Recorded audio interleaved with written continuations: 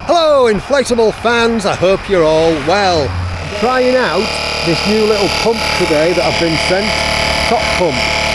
I'll put a link in the pinned comment and description, but it seems alright. It's nice and dinky and compact, I really quite like it. And quite light, only weighs about a kilo or so. 1.2 kilos I think. I'll be doing a full review of this.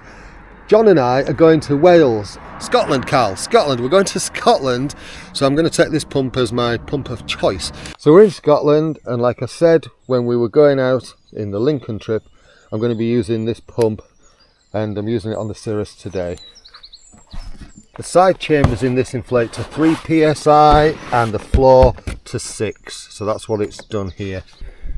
Second Cirrus inflation of this trip. So that's that one done. It's still showing, it might be hard to see, but still showing us 4 on there. It's doing alright so far. Another day, another beautiful location, and I'm inflating the Cirrus again with the top pump.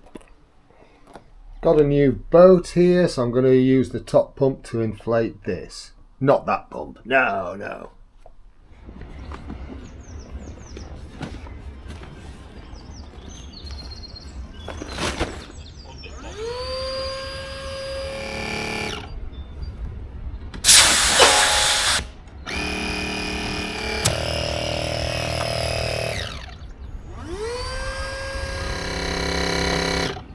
I've just inflated this packraft using the pump, the main tube to 3.2. I did a 3 inflated because I set the valve wrong, I had to top it back up, and then the floor chamber to 8.5. It's only a small one, but yeah, it's done that. Still showing us 2 on there.